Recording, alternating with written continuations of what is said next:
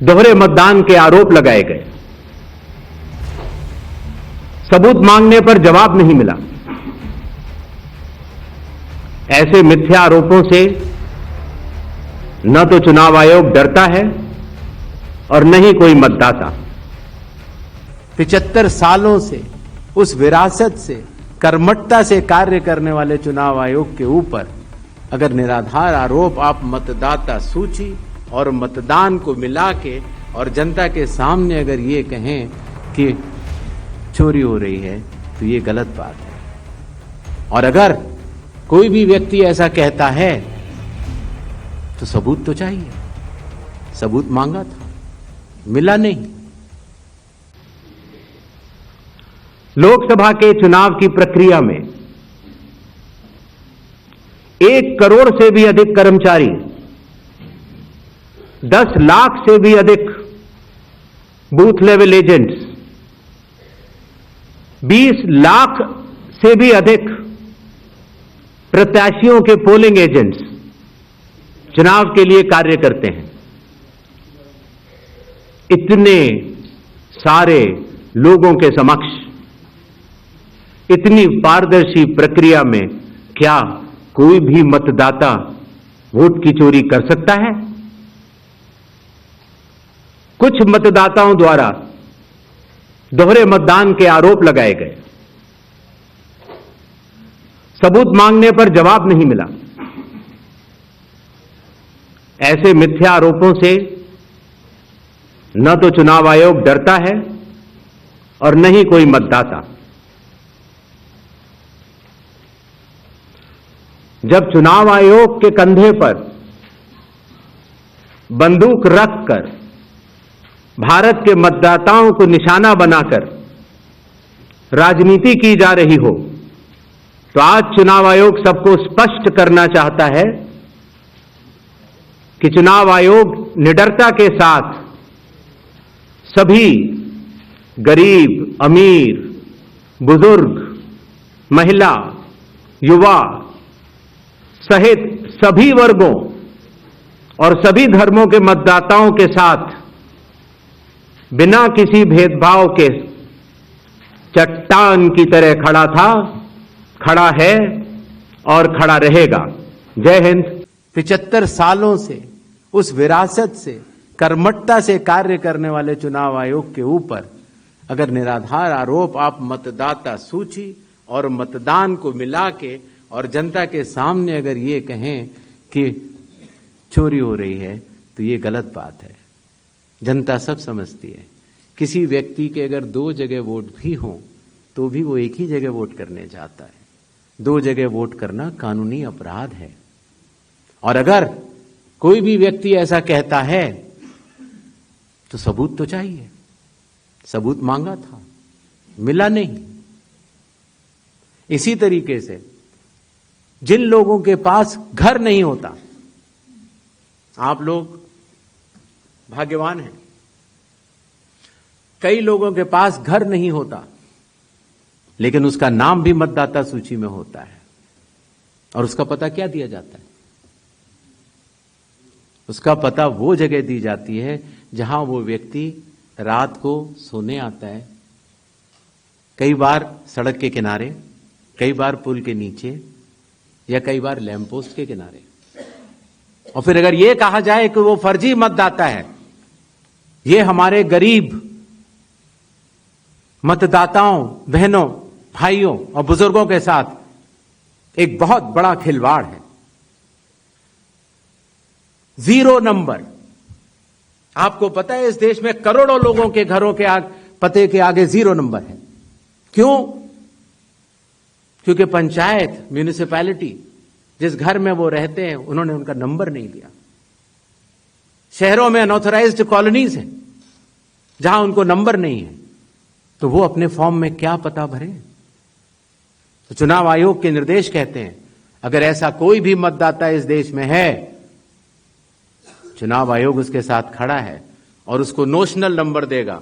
और चूंकि कंप्यूटर में जब उसको भरते हैं तो वो 0 दिखता है। इसका अर्थ ये नहीं है कि वो मतदाता नहीं है।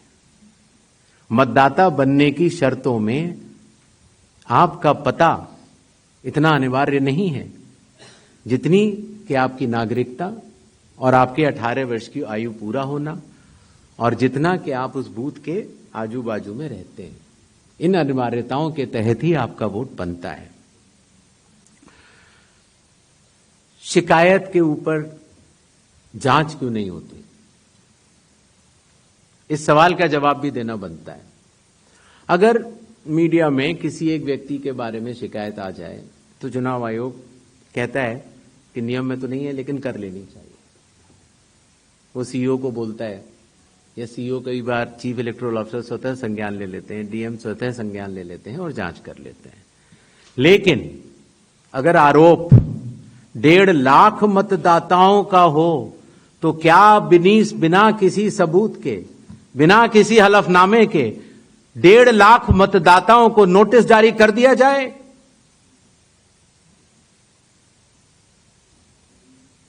क्या यह न्याय संगत होगा? कानून में न प्रावधान है, न कोई शपथ पत्र है, न कोई एविडेंस है, न कोई सबूत है, तो क्या 1.5 लाख नोटिस जारी करके उन मतदाताओं को एसडीएम के दफ्तर में बुलाया जाए और यह कहा जाए कि आप फर्जी हैं? क्या मतदाता चुनाव आयोग से यह नहीं पूछेगा कि आपके पास क्या सबूत है? आज भी आपके मीडिया में चल रहा है, जितने नाम लिए गए सब एक एक करके सामने आ रहे हैं। और अगर चुनाव आयोग ने उनको नोटिस दिया होता तो हमारी साख गिरती कि बढ़ती? किसी ने सवाल पूछा था तो मैंने सोचा बतलाता चलूं। बिना किसी सबूत के किसी भी वैलिड मतदाता का नाम नहीं कटेगा। चुनाव आयोग हर मतदाता के साथ चट्टान की तरह खड़ा हुआ है। अगर कोई सोचता है कि एक पीपीटी देकर, जो कि चुनाव आयोग के आंकड़े नहीं हैं, चुनाव आयोग ने मतदाता सूची जरूर दी है, लेकिन पीपीटी में गलत तरीके से एनालाइज करना, गलत आंकड़े देना और यह कहना कि ये पोलिंग ऑफिसर ने कहा है कि इस महिला ने 2 बार वोट दिया है, इतने संगीन विषयों पर बिना हलफनामे के चुनाव आयोग को काम नहीं करना चाहिए। यह संविधान और कानून दोनों से विरुद्ध में होगा। और यह भी मैं आपको बतलाना चाहता हूं कि यह सवाल जो आया था ट्रस्ट, मैंने आपको पहले भी कहा था कि जहां तक मतदाताओं की बात है, हिंदुस्तान में 60% से ज्यादा वोटिंग होती है। जो दुनिया के बड़े बड़े जनतंत्र जिसके लिए सोच सकते हैं, दुनिया का सबसे बड़ा जनतंत्र है भारत। दुनिया का सबसे बड़ी मतदाता सूची हमारे पास है, लगभग 90 करोड़ से 100 करोड़ के बीच में।